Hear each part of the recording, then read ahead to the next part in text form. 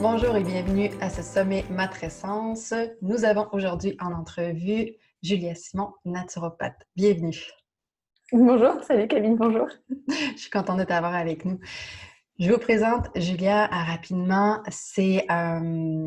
Julia, elle est en France. Elle pratique en naturopathie. Elle est aussi praticienne en énergétique traditionnelle chinoise. Elle fait aussi du EFT, Emotional Freedom Technique, et du coaching. Elle est aussi la maman de 2 petites filles. Là, si je me souviens bien, elles ont 6 et 10.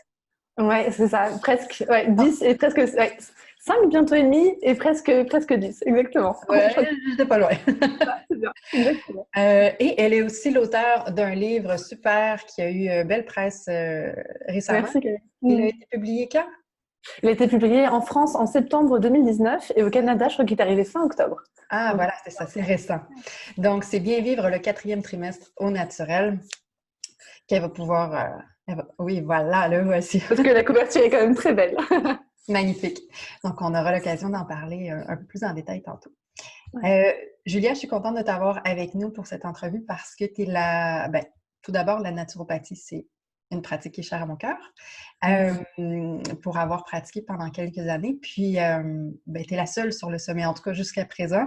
Donc, j'avais hâte d'entendre parler de cette approche-là parmi nos invités. Donc, première question, qu'est-ce qui t'a amené vers la naturopathie? Eh bien, en fait, moi, Camille, ce que je voulais vraiment, c'était m'occuper des femmes et des femmes sur tout le chemin qui les mène vers la maternité, que ce soit avec un projet bébé, une grossesse, un postpartum. Et pour moi, la naturopathie, c'est un moyen idéal pour qu'une femme puisse mettre en place des changements plus ou moins importants dans son hygiène de vie, en fait, dans son quotidien. Et pour moi, la naturopathie, c'est aussi un moyen de faire de la prévention et de se rapprocher de tout ce qui est naturel, d'écouter, de plus s'écouter, d'écouter ses cycles et du coup de travailler peut-être plus avec de l'alimentation, avec des plantes, avec des choses naturelles. Et ça me parlait beaucoup parce que j'ai l'impression qu'on est des êtres de globalité, tu vois. Nous, en naturopathie, on ne travaille pas du tout sur les symptômes, on accompagne les gens vraiment sur tous les différents aspects de leur être. Et ça me plaisait beaucoup. Je trouvais que c'était vraiment très complet. Et du coup, c'est pour ça que je me suis orientée aussi vers la naturopathie. Est-ce que tu étais familière avec l'approche? Et moi, j'ai découvert la naturopathie pendant ma grossesse, en fait. OK. Pendant la grossesse de Léonie en 2010. C'est là que j'ai entendu parler de naturopathie. D'ailleurs, c'est pendant ma grossesse que j'ai découvert plein de choses. La naturopathie, l'ostéopathie, l'acupuncture. Ah, c'est merveilleux. Enfin, tu vois, du coup, ma grossesse a été vraiment un moment pour moi qui m'a vraiment permis de découvrir tout ça. Et donc, c'est à ce moment-là que j'ai découvert du coup la naturopathie et que j'ai pu, après, au fur et à mesure, la mettre en place, notamment pour Léonie, notamment pour sa diversification alimentaire, etc. Et en fait, c'est quelque chose qui me paraît tellement logique, finalement. C'est du bon sens, la naturopathie. Et je pense que c'est pour ça que ça fonctionne et que les gens aiment beaucoup cette approche. Parce qu'on retourne en fait un petit peu aux sources, on retourne à notre bon sens, on se redonne du pouvoir et de l'autonomie par rapport à notre santé en étant peut-être mieux informé. Et ça, je trouve que c'est très précieux. Oui, vraiment. Pour celles qui ne connaissent pas trop la naturopathie, Mmh. est-ce que tu peux nous présenter peut-être les principaux piliers, les fondements de Bien la sûr. naturo? Oui, avec plaisir. Alors, il faut savoir que la naturopathie, c'est une approche vraiment globale de soins, de la santé, de la bonne santé, où on travaille beaucoup en prévention. Et en effet, on a 4 piliers principaux. Le premier, c'est l'alimentation. Ensuite, il y a l'exercice physique, le mouvement. Il y a l'équilibre psycho-émotionnel. Et enfin, il y a le repos. Et ça, c'est très Mhm. important. Et c'est intéressant, tu vois, parce que l'alimentation, notre premier pilier, c'est vraiment quelque chose qui est vraiment important dans des séances de naturopathie parce que manger, en fait, on est vraiment obligé de manger, mais on peut faire des choix qui sont vraiment bons pour la santé. Et c'est Hippocrate qui disait que l'alimentation était notre première source de médecine. Et du coup, c'est vraiment pour ça qu'on a vraiment, ça me tient vraiment à cœur de travailler avec ça. Et l'alimentation, bah, c'est un bon moyen de changer un peu des petites habitudes qu'on peut avoir dans notre quotidien. Donc, tu vois, l'alimentation, c'est vraiment ce grand pilier. Et après, si on veut parler plus du mouvement, c'est vrai qu'on a beau bien manger, si on ne bouge pas, toutes nos toxines vont rester logées aux mêmes endroits. Et c'est vrai que le mouvement et que le sport, ça a des bienfaits pratiquement illimités. On en parle beaucoup pour le fait de pouvoir sortir un regain d'énergie, etc. Donc, ça permet souvent d'apaiser les gens. Mais c'est surtout que ça nous permet souvent d'avoir une bonne fatigue, de bien dormir, etc. Ça nous permet aussi d'avoir une meilleure libido. Il y avait une étude qui avait montré ça, donc ce serait vraiment dommage de s'en passer. Donc voilà, donc ça c'est aussi un des autres piliers qu'on aime beaucoup, sur lequel on travaille beaucoup aussi, parce que c'est important de rappeler aux gens que le mouvement est important. On a souvent des vies, tu vois, qui nous poussent à être assis Ouais. toute la journée. On marche pas forcément beaucoup. Alors, je sais pas forcément comment ça se passe, tu vois, au Canada, au Québec, mais tu vois, en France, c'est vrai qu'en tout cas à Paris, on utilise beaucoup les transports, etc. En province, on utilise beaucoup la voiture et du coup, on a perdu un petit peu cette habitude de beaucoup marcher. Donc, je sais que maintenant, il y a beaucoup de gens qui sont munis de montres spéciales, tu sais, qui peuvent vraiment traquer le nombre de pas que tu fais dans la journée. Et donc, c'est vrai que je rencontre beaucoup de femmes maintenant qui font vraiment attention et qui me disent qu'elles marchent beaucoup plus. Donc, ça, c'est vraiment super, je trouve. Oui. Ça, c'est un grand pilier pour nous. Je te disais que le troisième, c'était l'équilibre psycho-émotionnel. Parce qu'en fait, on sait que le stress a des impacts sur nos vies et sur nos corps. Et c'est hyper important, du coup, de s'occuper de ça. Et le quatrième pilier, c'est un pilier que moi, j'ai tendance à oublier. Mais du coup, j'aime me le rappeler. Donc, on en profite aussi aujourd'hui, c'est le repos. Le repos, c'est tellement important. Tellement important, on en parle beaucoup, surtout en ce moment, de l'immunité, de notre terrain, de notre force vitale. Et ça, on peut le faire que si notre corps est reposé, ou si en tout cas, il y a la possibilité de se reposer, d'être un peu au repos. Ça peut être le sommeil, mais ça peut être aussi des pratiques plus méditatives. Ça peut être de la sophro, de l'auto-hypnose, etc. Donc, il y a tellement de choses qui sont disponibles à nous, ce serait dommage de s'en passer. Oui, mais c'est vrai que c'est banalisé beaucoup le sommeil. Ben, le sommeil, le repos. Trop. Ouais. Puis à quel point c'est important, c'est fou. C'est tellement important, tu as tout à fait raison. Ouais. Ouais. Tu nous disais que ta pratique, elle est surtout axée sur la périnatalité, en fait. Tout à fait. Tout ce qui est accompagnement pendant la grossesse et après. J'aimerais que tu nous parles de ta pratique à toi, ta clientèle, ton métier et ta façon particulière de le pratiquer. Ouais. Alors du coup, mon métier, donc moi, ce que j'aime, c'est intégrer plein de choses. Je m'adapte vraiment à la personne que j'ai en face de moi. Comme j'ai la chance de pratiquer la naturopathie, l'énergétique traditionnelle chinoise ou le FT, par exemple, tu vois, ça me permet vraiment de m'adapter pendant la séance à une personne. Parfois, une personne va vouloir vraiment qu'on travaille sur l'alimentation pure, par exemple. Ah, très bien, faisons ça. Moi, mon but, c'est vraiment d'accompagner les personnes. Je pense que je suis une personne vraiment sans jugement, etc., où je laisse vraiment l'autre venir vers moi. Mon but, c'est vraiment d'apporter un soutien personnalisé, tu vois, que la personne, elle puisse déposer des choses et que moi, grâce à ma boîte à outils, je puisse proposer des choses qui me semblent marcher et fonctionner pour elle. Et moi, je suis une de ces naturopathes qui pense que ce qui est important, c'est de pouvoir s'adapter à la personne. En théorie, tu vois, on peut faire plein de choses absolument exceptionnelles en naturopathie, mais j'ai tendance à penser que c'est vraiment les choses qu'on peut vraiment mettre en place dans notre quotidien qui vont vraiment aider les femmes. Et par exemple, je sais que, je suis pas cette naturopathe qui va dire allez, tous les matins, extracteur de jus, vous me faites des jus verts, etc. C'est hyper important, c'est bon pour votre santé, même si je le pense. Je vais pas, par exemple, dire ça à une jeune maman qui vient d'accoucher parce que en théorie, c'est très beau. Mais en pratique, je vois pas comment elle peut mettre ça en place. Et du coup, moi, j'ai pas du tout envie de mettre des personnes dans des situations d'échec. J'ai envie que la personne, elle puisse retrouver confiance en elle, confiance en son corps, etc. Du coup, moi, j'ai un peu une approche un peu comme ça, tu vois, où par exemple, en France, on a une chaîne de magasins surgelés qui s'appelle, qu'on peut peut-être pas nommer. Oui, c'est ça. On a une grande chaîne de magasins et on a la chance que ces magasins-là fassent beaucoup de légumes qui sont bio et congelés. Alors, on sait que le frais, c'est beaucoup mieux pour nous, c'est sûr.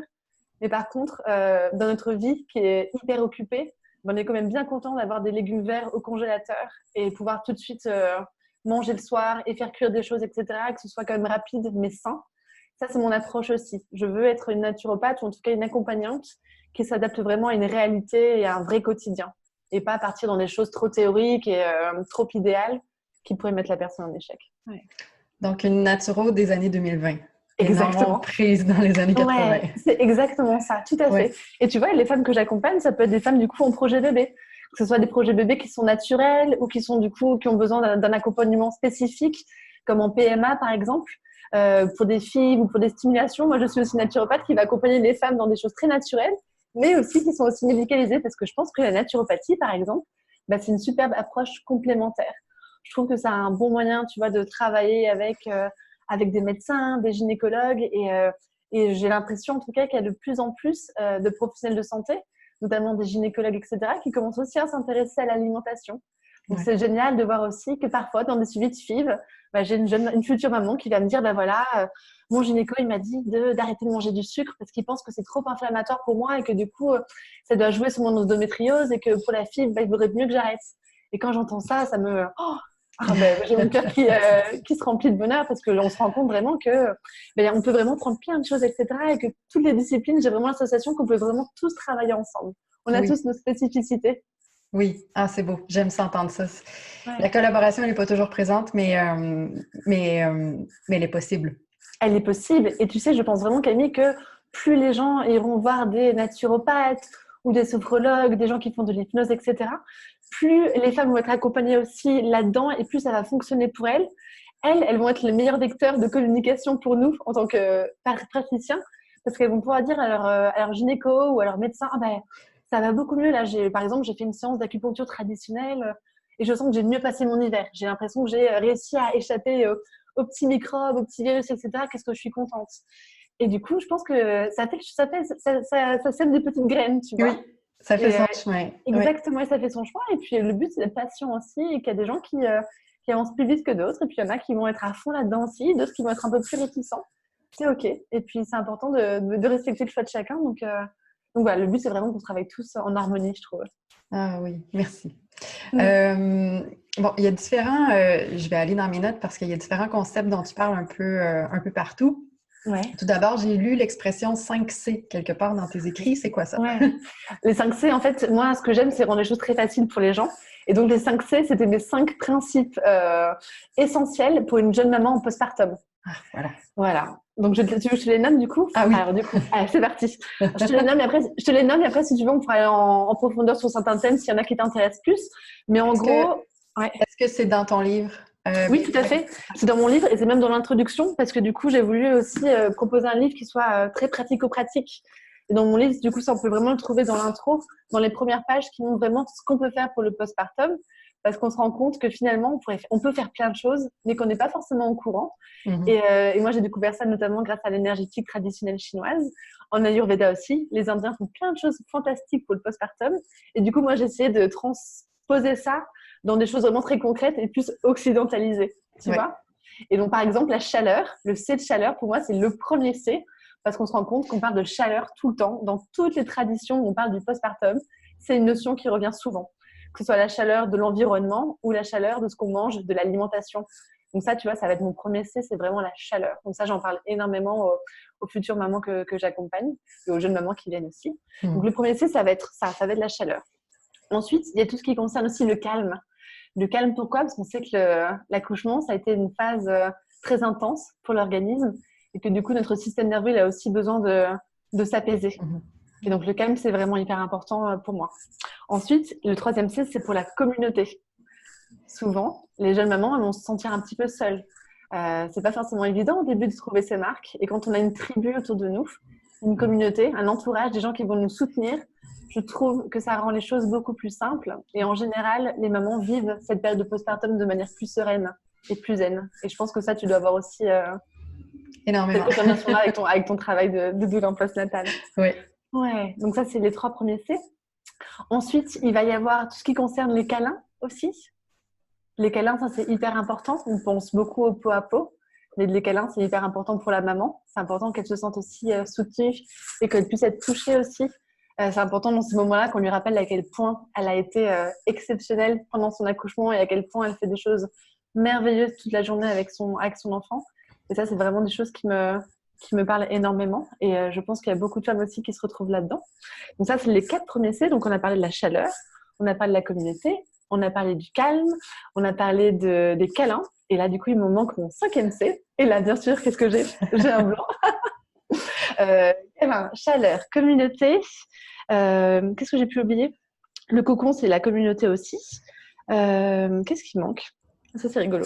Du coup, qu'est-ce que je prends? Je prends mes antidotes. Tu prends ton livre, voilà. Mon livre, exactement. Alors, ça m'arrive jamais. En plus, je suis hyper fière d'avoir trouvé ces 5 C. Et donc, du coup, c'est rigolo de l'avoir. Quand tu vas. Le 5e C, c'est quoi? C'est la communication. Hyper important, la communication. La communication, c'est hyper important entre qui? Entre la maman et son partenaire, mais aussi avec toute l'équipe, tout l'entourage et toute l'équipe médicale, que ce soit aussi avec la sage-femme, avec la doula, mais avec le gynécologue. La communication aussi, je trouve qu'elle est vraiment très importante dans ces cas-là, parce que c'est le fait de pouvoir déposer des choses et de pouvoir en parler qui aide aussi beaucoup la jeune maman à pouvoir déposer des choses, à parler de ses émotions, etc. Et peut-être aussi de ses ressentis, de ses inconforts, de ses différents mots. Et du coup, la communication, c'est vraiment un point qui est aussi très important, je trouve, dans le postpartum.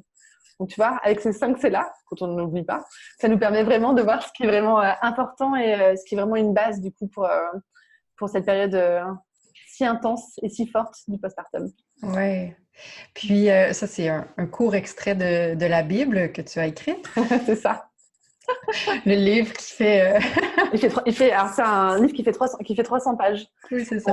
En vrai, je pense que j'aurais pu encore en écrire beaucoup plus. Au bout d'un moment, ça s'arrêter. Mais oui, en fait, ce que j'ai voulu faire dans ce livre, c'est vraiment parler du 4e trimestre. Tu vois, pour moi, le postpartum, c'est vraiment une continuité de notre grossesse, en fait. Souvent, la difficulté des jeunes mamans, c'est qu'elles pensent que tout s'arrête après l'accouchement. Et d'ailleurs, c'est ça, hein, pendant la grossesse. On s'intéresse qu'à une seule chose, en fait, c'est de rencontrer notre enfant. Donc, bien sûr, l'accouchement est essentiel et hyper important, mais du coup, elles oublient souvent l'après. Et pour moi, c'était important, du coup, de montrer ça, de montrer qu'il se passait des choses et que ces choses-là, on peut vraiment les préparer.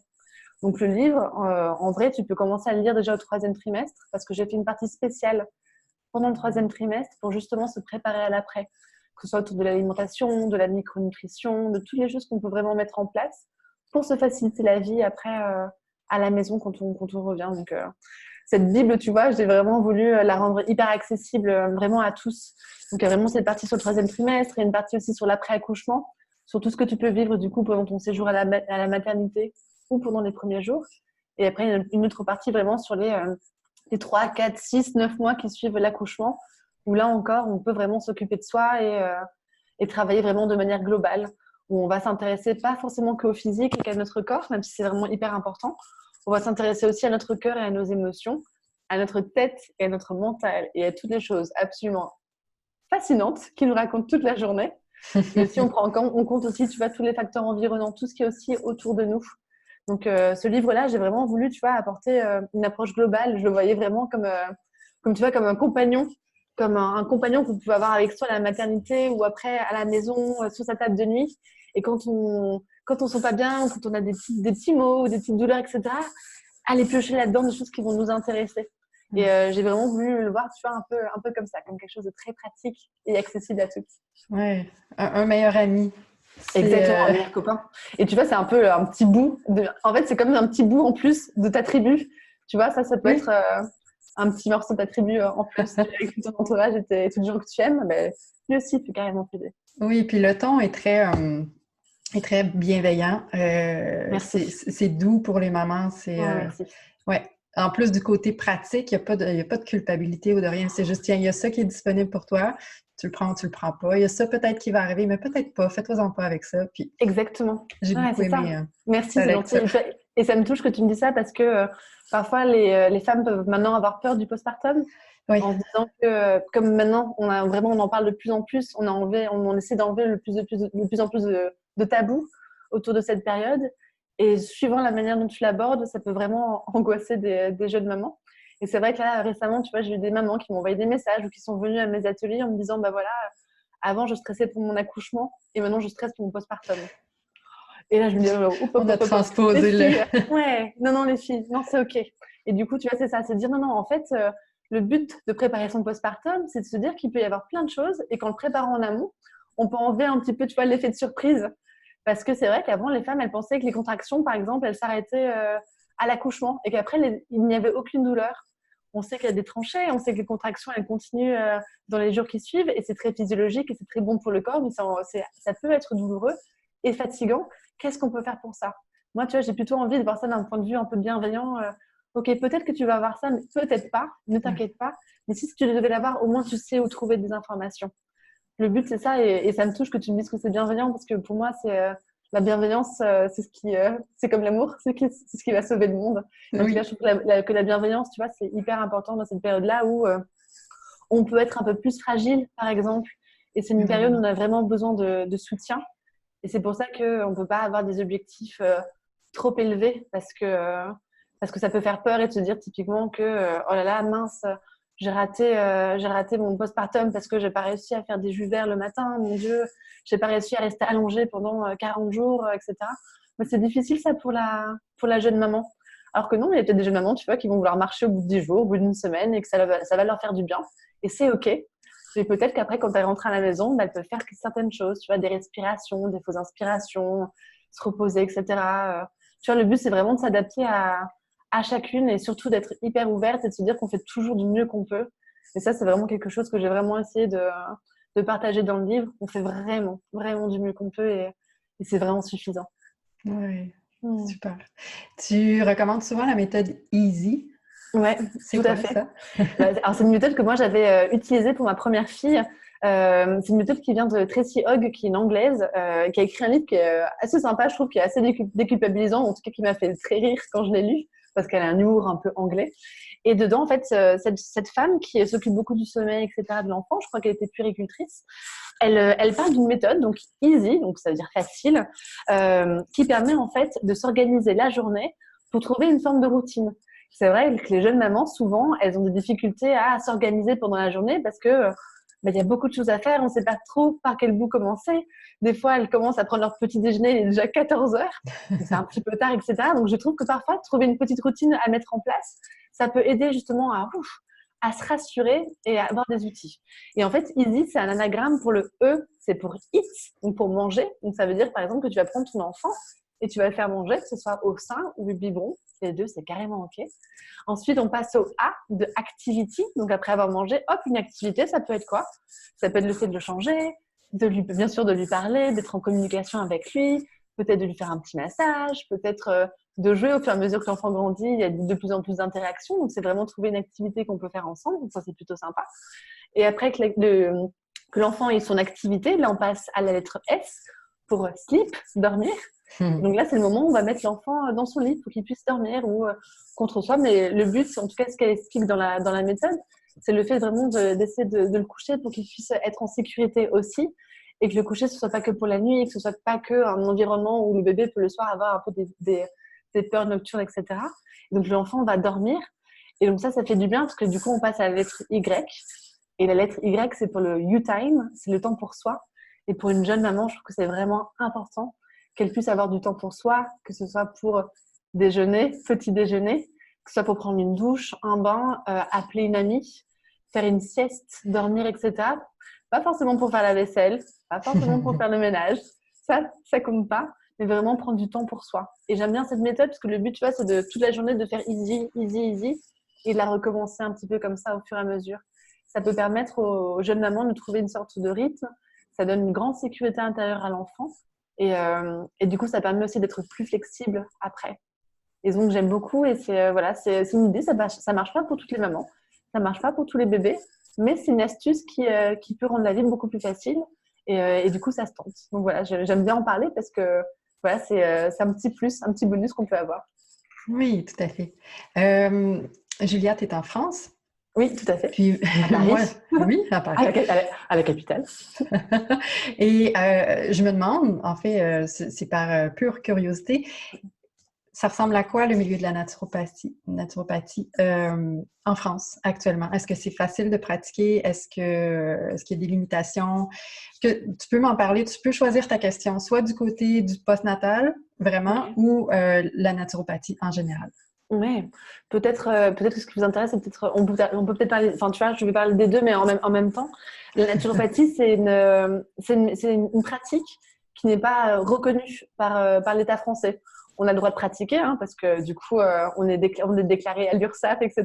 Donc, on paye nos charges, etc. Donc, c'est accepté, mais par exemple, c'est pas du tout remboursé par la sécurité sociale. Ça fait pas partie des frais de santé, etc. Comme un médecin, une sage-femme, etc. C'est un peu différent. Par contre, on a de la chance d'avoir des mutuelles qui prennent en charge ces coûts parce que de plus en plus de Français s'orientent vers un accompagnement plus naturel. Donc, c'est important aussi de pouvoir avoir cette approche-là. Il existe différentes écoles. Nous, en France, on a une fédération qui s'appelle la FENA, FENA, dont dépendent 5 ou 6 écoles, je crois, maintenant. Peut-être que ça a changé depuis. Mais ça, ce sont des écoles qui ont un nombre d'heures en présentiel, par exemple. Donc ça, c'est important, avec un nombre d'heures, je crois que c'est 1000 ou 1200 heures peut-être de présentiel. Donc tu vois, c'est quand même assez important. Je crois que c'est beaucoup plus long pour eux chez vous au Canada, mais nous, voilà, il me semble que c'est 1200, on a vérifié. Donc, on a un parcours qui peut être plus ou moins long. Il y a des personnes qui font des formations le week-end, d'autres c'est plutôt la semaine. Donc, ça va dépendre parce qu'il y a beaucoup de gens qui se tournent vers la naturopathie pour des reconversions professionnelles. Et pour tout ce qui concerne du coup la naturopathie en postnatal, il n'y a pas beaucoup de choses qui existent pour l'instant parce que c'est vrai que la naturopathie, c'est un milieu qui c'est très vaste comme pratique. Et donc, tu vois, on n'a pas forcément beaucoup de cours, par exemple, sur le postnatal. Je vais peut-être dire des bêtises, mais tu vois, ça correspond peut-être à une demi-heure sur un cours sur la périnatalité, par exemple. Donc, c'est vraiment pas beaucoup. Mais je pense que c'est parce qu'on manque beaucoup d'informations et que les heures de cours sont quand même limitées. On aimerait parler de plein de choses, mais il y a plein de choses qui touchent à la naturopathie. La périnatalité, c'est qu'une partie. C'est la partie que moi, j'ai choisie parce que j'ai ça dans le cœur depuis très longtemps. Mais après, bien sûr, il y a plein d'autres accompagnements qui sont formidables en naturopathie, accompagnement du sportif. Il y a plein de choses qui existent, les problèmes de sommeil. Enfin, tu vois, c'est très, très large. Et pour le postnatal, pour l'instant, il n'y a pas trop de choses. Et moi, j'ai de la chance, du coup, d'avoir fait plein de formations en micronutrition, par exemple, d'avoir fait 4 ans d'études en énergétique traditionnelle chinoise. Et du coup, de m'inspirer de ça pour transposer ce que j'ai pu apprendre grâce au chinois et le transposer, du coup, en des choses un peu plus occidentalisées, tu vois. Super. Maintenant, dis-nous, selon ta compréhension à toi de ce que c'est la matrescence, de quoi tu penses que les femmes ont surtout besoin en postpartum pour s'assurer une période qui soit la plus douce et la plus sereine possible? Je suis hyper contente que tu parles du mot matrescence. Moi, j'ai découvert ce mot-là en 2017 et ça a posé plein de choses pour moi. Ça m'a vraiment expliqué plein de choses. Tu vois, la matrescence, c'est vraiment... alors, je sais pas si en France, c'est assez nouveau. On a d'ailleurs un podcast qui parle de ça, beaucoup de la matrescence. La matrescence, c'est vraiment l'adolescence. Du coup, cette transition à l'âge adulte, tu vois. C'est la même chose pour nous en tant que femmes, quand on est dans cette transition pour devenir mère. Et tout comme on a eu des bouleversements physiques, émotionnels et identitaires quand on était ado, là, du coup, c'est un peu la même chose aussi pour le fait de devenir maman. Parce qu'on a aussi des changements qui sont émotionnels, des changements qui sont, tu vois, émotionnels, c'est souvent des émotions qui sont un petit peu comme ça, comme des montagnes russes un petit peu. C'est aussi les changements physiques. C'est sûr qu'en postpartum, c'est pas forcément évident hein, pour une femme de se retrouver, de se reconnaître dans son corps qui a beaucoup changé, qui a évolué pendant 9 mois et qui continue encore à changer. C'est pas forcément facile à vivre. Et ensuite, il y a tous ces changements identitaires. La matrescence et le postpartum, c'est aussi un grand moment pour la jeune maman où elle se pose des questions sur elle, sur sa place. Quelle est ma place du coup dans le monde, quelle est ma place dans mon couple, dans mon entourage, dans ma famille, avec mes amis, quelle est ma place dans ma société, qui je suis, qu'est-ce que je veux donner au monde. Et ça, du coup, c'est hyper fort. Et je pense que juste le fait de reconnaître que cette matrescence existe et qu'elle est présente, tout comme on sait que pendant l'adolescence, il y a des périodes qui sont un petit peu douloureuses parfois pour les ados, nous aussi, on a le droit d'avoir une période un peu difficile à vivre. Et je pense que même le fait que ce mot fasse partie de notre vocabulaire courant, je pense que ça va aider énormément de jeunes mamans parce qu'elles vont se dire, tiens, ce que je vis, en fait, c'est normal. Et je pense que ça manque beaucoup de normalité. Parfois, le postpartum, on a l'impression de vivre des choses toute seule et d'être très isolée, alors qu'en fait, on vit beaucoup de choses tout ensemble, de notre côté, avec des choses vraiment très similaires. Et qu'à Paris, j'imagine souvent des femmes, des jeunes mamans vivent les mêmes choses, mais dans des appartements différents, à 25 ou 50 mètres les unes des autres. Donc le fait de dire aux femmes que c'est normal, que c'est OK, que ça va passer, et qu'il y a plein de choses et plein d'outils à notre disposition pour aller mieux, je pense que ça peut vraiment aider les femmes à vivre une matrescence épanouissante. Oui, ça apaise beaucoup. Ça fait une énorme différence dans la vie des femmes de juste pas se sentir folle. Moi, c'est l'effet que ça a fait quand j'ai découvert le mot matrescence. Pareil. J'étais Ouais, pas folle. Oui, la normalisation de cette période-là, comme tu dis, c'est merveilleux. ouais, c'est ça. Et c'est pour ça que j'ai voulu en parler dans le livre parce que c'est un mot qui n'était pas du tout connu. Et je voulais justement le déposer quelque part, tu vois, pour qu'il existe. Et du coup, je suis hyper contente que les gens en parlent de plus en plus. Ça me nourrit vraiment le cœur. Ouais. Ah oui, je comprends tout à fait. Mm. On arrive à la fin de notre entrevue, puis j'ai envie de te poser la question, est-ce que tu as un mot de la fin pour nous? Ouais. Merci du coup pour ton invitation. Tu vois, je suis passionnée par le postnatal. Le postnatal, je trouve que c'est vraiment un moment clé dans la vie d'une femme et donc du coup j'adore en parler. Et moi, ce que j'aimerais dire, c'est que le postpartum, c'est pas du tout une fatalité. ça peut être vu comme une période aussi pour la femme qui va être une période de grande découverte et de grande richesse, où justement, avec les bons outils, elle va pouvoir vraiment se reconnecter à elle-même et vraiment devenir la femme qu'elle veut être. Et du coup, moi, je vois ça plutôt comme une période très riche. Ouais. Ah oui, tout à fait. Merci beaucoup, Julia. Avec un immense plaisir. Merci à toi, Camille. À bientôt. À bientôt. Salut.